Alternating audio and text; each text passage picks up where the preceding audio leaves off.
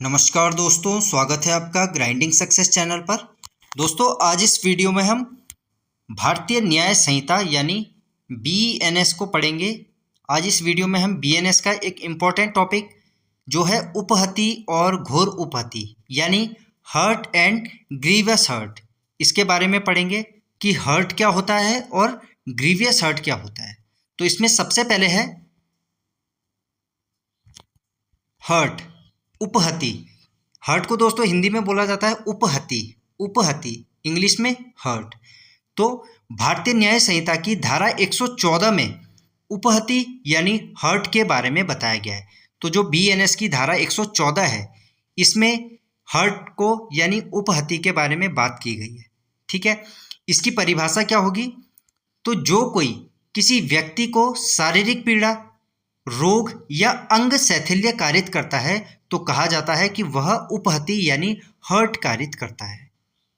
ठीक है, तो ये इसकी परिभाषा हो गई कि जो कोई किसी व्यक्ति को शारीरिक पीड़ा यानी बॉडीली पेन, रोग यानी डिजीज या अंग शैथिल्य कारित करता है यानी इन्फर्मिटी। इन्फर्मिटी का मतलब क्या होता है दोस्तों? किसी के शरीर के अंग को, किसी अंग को इस तरह से नुकसान पहुंचाना कि वह उससे काम न किया जा सके। ठीक है, तो ये हो गया अंग शैथिल्य कारित करता है तो वह उपहति यानी हर्ट कारित करता है। इसको एग्जाम्पल देखते हैं। इसका एग्जाम्पल है जैसे एक्स ने वाई को थप्पड़ मारा जिससे उसे दर्द हुआ। तो एक्स नाम का कोई व्यक्ति है, इसने वाई नाम के व्यक्ति को थप्पड़ मार दिया जिससे उसे दर्द हुआ, तो यह क्या है? हर्ट हो गया, उपहति हो गया। ए ने बी को धक्का दिया जिससे उसके हाथ में चोट लग गई तो यह हर्ट होगा। एम ने एन को मुक्का मारा जिससे उसके सूजन आ गई तो यह भी हर्ट की श्रेणी में यानी उपहति की श्रेणी में आएगा। ठीक है, तो ये हो गई हर्ट यानी उपहति। नेक्स्ट है इसमें, अब है इसमें धारा 115। धारा 115 में बात की गई है स्वेच्छया उपहति कारित करना यानी वॉलंटरली कॉजिंग हर्ट। तो बीएनएस की धारा 115 बात करती है स्वेच्छया उपहति कारित करने के संबंध में। इसमें क्या बात की गई है? इसमें बोला गया है जो कोई इस आशय से उपहति कारित करता है कि किसी व्यक्ति को उपहति पहुंचे या यह जानते हुए कि उसके कार्य से उपहति होना संभाव्य है तो वह स्वेच्छया उपहति कारित करता है। ठीक है, तो जो कोई इस आशय से, जो कोई भी इस इंटेंशन से उपहति कारित करता है कि किसी व्यक्ति को उपहति पहुंचे या यह जानते हुए कि उसके कार्य से, जो भी वह काम कर रहा है उसके कार्य से उपहति होना यानी हर्ट होना संभाव्य है तो कहा जाएगा कि वह स्वेच्छया उपहति कारित करता है यानी वॉलंटरली कॉजिंग हर्ट। ठीक है, नेक्स्ट है इसी में, यह है दोस्तों उपधारा 2, 115 की उपधारा 2। इसमें बात की गई है स्वेच्छया उपहति कारित करने पर किसी भांति के कारावास से जिसकी अवधि 1 वर्ष तक की हो सकेगी या 10,000 रुपये तक का जुर्माना या दोनों से दंडित होगा, दंडनीय होगा। ठीक है, तो जो बीएनएस की धारा 115 की उपधारा 2 है उसमें बात की गई है स्वेच्छया उपहति कारित करने पर किसी भांति के कारावास से। दोस्तों, मैंने आपको अपनी पिछली वीडियोस में भी यह बताया है, किसी भांति से कारावास का मतलब है या तो कठोर कारावास या सादा कारावास। तो किसी भांति के कारावास से जिसकी अवधि 1 वर्ष तक की हो सकेगी, 1 वर्ष तक, 1 साल तक या 10,000 रुपये तक का जुर्माना या दोनों से वह दंडनीय होगा। ठीक है, इसमें दोस्तों एक चीज और इसमें दी गई है कि धारा 122 की उपधारा 1 में वर्णित विशेष मामलों को छोड़कर। ठीक है, नेक्स्ट है इसमें, अब है घोर उपहति यानी ग्रीवस हर्ट। ग्रीवस हर्ट क्या है, घोर उपहति क्या है? तो सबसे पहले देखते हैं भारतीय न्याय संहिता की धारा 116 में घोर उपहति के बारे में बताया गया है। तो जो घोर उपहति है यानी जो ग्रीवियस हर्ट है, ग्रीवियस हर्ट है, इसे बीएनएस की कौन सी धारा में इसके संबंध में बात की गई है? तो वो है धारा 116। बीएनएस की धारा 116 में घोर उपहति के संबंध में बात की गई है। अब देखते हैं घोर उपहति क्या है, ग्रीवियस हर्ट क्या है। तो इसमें दिया गया है, इसमें दिया गया है केवल निम्नलिखित 8 प्रकार की उपहति को घोर उपहति माना जाएगा। तो जो 8 प्रकार के ये हर्ट है इसे ही ग्रीवस हर्ट माना जाएगा। तो 8 प्रकार की ऐसी उपहति जिन्हें घोर उपहति माना जाएगा। इसमें सबसे पहले है दोस्तों पुंस्त्वहरण यानी इमैस्कुलेशन। पुंस्त्वहरण यानी इमैस्कुलेशन का मतलब क्या है, यानी पुरुष की प्रजनन क्षमता समाप्त हो जाना। तो किसी को ऐसी चोट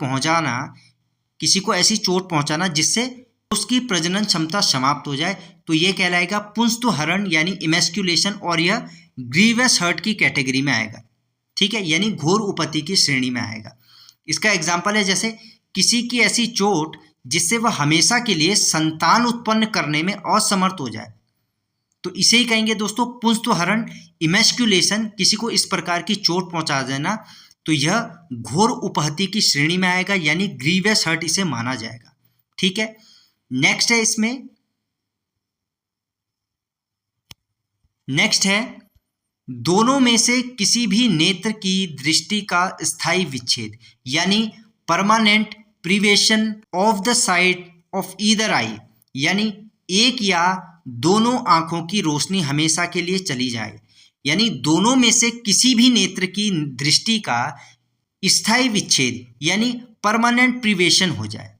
जैसे तेजाब फेंकने से किसी की एक आंख की रोशनी हमेशा के लिए चली गई, तो ये भी दोस्तों ग्रीवस हर्ट की श्रेणी में आएगा। ठीक है, नेक्स्ट है दोनों में से किसी भी कान की श्रवण शक्ति का स्थायी विच्छेद। श्रवण शक्ति का मतलब होता है दोस्तों सुनने की शक्ति। तो दोनों में से किसी भी कान की श्रवण शक्ति का स्थायी विच्छेद यानी permanent prevention of the hearing of either year. तो सुनने की शक्ति हमेशा के लिए समाप्त हो जाना। तो विस्फोट से किसी के एक कान से सुनाई देना बंद हो जाना विस्फोट के कारण, तो यह क्या है, यह ग्रीवस हर्ट की श्रेणी में आएगा, यानी घोर उपहति। नेक्स्ट है इसमें किसी भी अंग या जोड़ का विच्छेद, यानी प्रिवेशन ऑफ एनी मेंबर और जॉइंट। तो किसी भी अंग या जोड़ का विच्छेद, जैसे हाथ हो गया, पैर हो गया, उंगली हो गई, या किसी जोड़ का कट जाना या उसका अलग हो जाना, तो ये क्या है, किसी भी अंग या जोड़ का विच्छेद। जैसे किसी का मशीन में हाथ कट जाना, तो ये क्या है, ऐसे अपराध घोर उपहति की श्रेणी में आएगा। ठीक है, नेक्स्ट है किसी भी अंग या जोड़ की शक्तियों का नाश या स्थायी ह्रास, यानी डिस्ट्रक्शन और permanent impairing of the powers of any member और जॉइंट। तो किसी भी अंग का या किसी भी जोड़ की जो शक्ति है उसका नाश हो जाना या स्थायी ह्रास हो जाना। जैसे अंग तो मौजूद है लेकिन उसकी कार्य करने की जो शक्ति है वह स्थायी रूप से यानी परमानेंटली खत्म हो जाए, तो यह कहलाएगा किसी भी अंग या जोड़ की शक्तियों का नाश या स्थायी ह्रास। ठीक है, जैसे दोस्तों इसका एग्जाम्पल है हाथ लकवाग्रस्त हो जाना। जैसे किसी का हाथ लकवाग्रस्त हो जाना, यानी अंग तो मौजूद है लेकिन जो उसकी कार्य करने की शक्ति है वह स्थायी रूप से खत्म हो गई है, तो यह किसकी घोर उपहति की श्रेणी में आएंगे ऐसे अपराध, घोर उपहति यानी ग्रीवस हर्ट। ठीक है, नेक्स्ट है सिर या चेहरे का स्थायी विद्रूपीकरण। तो परमानेंट डिसफिगरेशन ऑफ द हेड और फेस, यानी चेहरा या सिर हमेशा के लिए बिगड़ जाना। तो सिर या चेहरे का स्थायी विद्रूपीकरण जो परमानेंट डिसफिगरेशन है उसमें बोला गया है कि चेहरा या सिर हमेशा के लिए बिगड़ जाना। जैसे तेजाब डालने से चेहरा स्थायी रूप से खराब हो जाता है। जैसे यदि ए नाम का व्यक्ति बी नाम के व्यक्ति के चेहरे पे तेजाब डाल देता है जिससे जो है इसका चेहरा जो है स्थायी रूप से यानी परमानेंटली खराब हो जाता है, तो सिर या चेहरे का स्थायी विद्रूपीकरण यानी परमानेंट डिसफिगरेशन। ठीक है, नेक्स्ट है अस्थि या दांत का भंग या विसंधान, यानी फ्रैक्चर और डिसलोकेशन ऑफ अ बोन और टूथ। भंग का मतलब होता है दोस्तों, भंग को बोलते हैं फ्रैक्चर यानी जैसे हड्डी टूट जाना, और विसंधान का मतलब क्या है, डिसलोकेशन, जैसे कोई जोड़ अपनी जगह से खिसक गया, तो इसे कहेंगे विसंधान यानी डिसलोकेशन। जैसे हाथ की हड्डी टूट जाना, तो ये किस में आएगा, अस्थि या दांत का भंग या विसंधान के अंतर्गत, और यह क्या है, घोर उपहति है। घोर उपहति यानी ग्रीवस हर्ट, ग्रीवस हर्ट। ठीक है, नेक्स्ट है इसमें, नेक्स्ट है ऐसी उपहति जो जीवन को संकट में डाल दे या जिसके कारण व्यक्ति 15 दिन तक तीव्र शारीरिक पीड़ा में रहे या अपने सामान्य कामकाज करने में असमर्थ रहे, तो यह भी ग्रीवस हर्ट की श्रेणी में आएगा। ठीक है, जैसे ऐसी उपहति जो जीवन को संकट में डाल रही है या जिसके कारण कोई व्यक्ति जो है 15 दिन तक तीव्र शारीरिक पीड़ा में रहे या अपने सामान्य कामकाज करने में असमर्थ रहे, जो भी उसका डेली का काम है। ठीक है, इसका एग्जाम्पल है जैसे किसी पर चाकू से गंभीर हमला हुआ और वह 15 दिन तक अस्पताल में भर्ती रहा था तथा सामान्य कार्य नहीं कर पाए। तो इस तरह की जो अपराध हैं, इस तरह की जो बातें, यह ग्रीवस हर्ट के अंतर्गत आएंगी, ग्रीवस हर्ट। ठीक है, कि किसी ने ए नाम के व्यक्ति ने किसी बी नाम के व्यक्ति पे जो है चाकू से हमला किया और ये बी नाम का व्यक्ति जो है 15 दिन तक अस्पताल में भर्ती रहा तथा अपना जो डेली रूटीन का जो काम है, जो इसका डेली रूटीन है, जो सामान्य काम है, वह नहीं कर पाया। तो इसे कहेंगे दोस्तों, यह है ग्रीवस हर्ट यानी घोर उपहति। ठीक है, ठीक है। तो दोस्तों ये 8 प्रकार की उपहति है जिन्हें घोर उपहति की श्रेणी में गिना जाता है। ठीक है, जैसे सबसे पहले पुंसत्वहरण हो गया, इमेस्क्युलेशन। दूसरा है इसमें दोनों में से किसी भी नेत्र की दृष्टि का स्थायी विच्छेद हो जाना। तीसरा है इसमें दोनों में से किसी भी कान की श्रवण शक्ति यानी सुनने की शक्ति का स्थायी विच्छेद हो जाना। चौथा है इसमें किसी भी अंग या जोड़ का विच्छेद हो जाना। पांचवा है किसी अंग या जोड़ की शक्तियों का नाश या स्थायी ह्रास। नेक्स्ट है इसमें, नेक्स्ट है सिर या चेहरे का स्थायी विद्रूपीकरण यानी परमानेंट डिसफिगरेशन। ठीक है, नेक्स्ट है इसमें, नेक्स्ट है अस्थि या दांत का भंग या विसंधान यानी फ्रैक्चर और डिसलोकेशन ऑफ अ बोन और टूथ। ठीक है, नेक्स्ट है इसमें, नेक्स्ट है जैसे ऐसी उपहति जो जीवन को संकट में डाल रही है या जिसके कारण व्यक्ति 15 दिन तक तीव्र शारीरिक पीड़ा में रहे या अपने सामान्य कार्य करने में असमर्थ रहे। तो ये क्या है, ये सभी घोर उपहति है, घोर उपहति। ठीक है, नेक्स्ट है, नेक्स्ट है इसमें धारा 117। धारा 117 में बताया गया है स्वेच्छया घोर उपहति कारित करना यानी वॉलंटरली कॉजिंग ग्रीवस हर्ट। तो इसमें क्या बात की गई है, इसमें बताया गया है जो कोई स्वेच्छया ऐसी उपहति कारित करता है जो धारा 116 के 8 प्रकारों में आती है, यानी 116 का मतलब जो घोर उपहति जिसमें बताई गई है। तो जो कोई स्वेच्छया ऐसी उपहति कारित करता है जो धारा 116 के 8 प्रकारों में आती है, वह स्वेच्छया घोर उपहति कारित करता है। ठीक है, तो कोई भी व्यक्ति जो स्वेच्छया उपहति कारित कर रहा अपनी इच्छा से और जो धारा 116 के 8 प्रकारों में आती है, यानी जो भी धारा 116 में घोर उपहति के बताया गया है, यदि उसके 8 प्रकारों में आती है तो वह स्वेच्छया घोर उपहति कारित करता है। ठीक है, नेक्स्ट है दोस्तों इसमें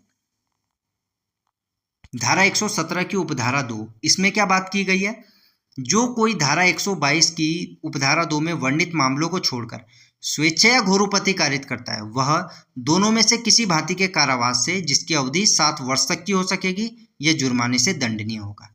ठीक है, तो जो कोई धारा 122 की उपधारा 2 में वर्णित मामलों को छोड़कर कोई स्वेच्छया घोर उपहति यानी ग्रीवस हर्ट कारित कर रहा है, तो वह जो है दोनों में से किसी भांति के कारावास, किसी भांति के कारावास से मतलब है दोस्तों कठोर या सादा, किसी भांति के कारावास से जिसकी अवधि 7 वर्ष तक की हो सकेगी तथा जुर्माने से दंडनीय होगा। ठीक है, नेक्स्ट है इसमें,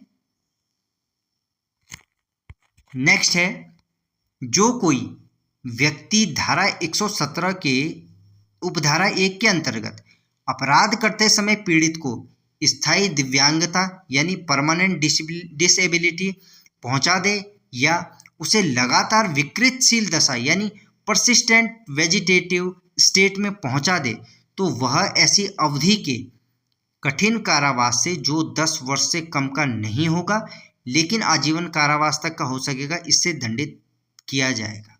ठीक है, नेक्स्ट है दोस्तों, इसमें नेक्स्ट है उपधारा 4। ये दोस्तों उपधारा 4 117 की उपधारा 4 है, जिसमें बात की गई है जब 5 या अधिक व्यक्तियों के समूह द्वारा सामान्य मति यानी कॉमन इंटेंशन से किसी व्यक्ति को उसके मूल वंश, उसकी जाति, उसके समुदाय, उसके लिंग, उसके जन्म स्थान, उसकी भाषा, उसकी व्यक्तिगत विश्वास या किसी अन्य समान आधार पर घोर उपति पहुंचाते हैं, तो समूह का प्रत्येक सदस्य अपराध का दोषी होगा। वह दोनों में से किसी भांति के कारावास में से जिसकी अवधि 7 वर्ष तक की हो सकेगी, इससे दंडनीय होगा और जुर्माने का भी दायी होगा। ठीक है, तो समूह का प्रत्येक सदस्य अपराध का दोषी होगा। वह दोनों में से किसी भांति के कारावास से, यानी या तो सादा या कठोर कारावास से जिसकी अवधि 7 वर्ष तक की हो सकेगी, इससे दंडनीय होगा और जुर्माने का भी दायी होगा। ठीक है, तो ये होगी दोस्तों धारा 117 की उपधारा 4।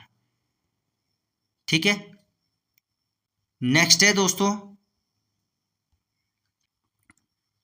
ठीक है, तो दोस्तों ये था हर्ट और ग्रीवस हर्ट। हर्ट यानी उपहति और ग्रीवस हर्ट मतलब घोर उपहति। घोर उपहति, मानो दोस्तों जैसे कि आपने किसी के थप्पड़ मार दिया, अब उसके दर्द हो गया, तो ये क्या होगा, ये एक सिंपल हर्ट में आएगा, यानी उपहति के अंतर्गत आएगा। परंतु यदि आप किसी के एक ऐसा थप्पड़ मारते हो जिससे उसके दोनों में से किसी एक कान का पर्दा फट जाता है या फिर उसकी सुनने की शक्ति जो है परमानेंटली चली जाती है, तो ये किस में आएगा, फिर घोर उपहति में आएगा। ठीक है, ठीक है, ठीक है, तो दोस्तों ये है भारतीय न्याय संहिता यानी BNS, जिसमें आज हमने इसका एक टॉपिक पढ़ा उपहति यानी हर्ट और घोर उपहति यानी ग्रीवियस हर्ट। तो दोस्तों उपहति और घोर उपहति में क्या अंतर है, जैसे ए नाम का कोई व्यक्ति बी नाम के व्यक्ति के थप्पड़ मार देता है, तो उसके साधारण सा जो दर्द होगा, मामूली सा जो दर्द होगा, तो ये होगा सिंपल हर्ट की श्रेणी में आएगा, यानी उपहति की श्रेणी में आएगा।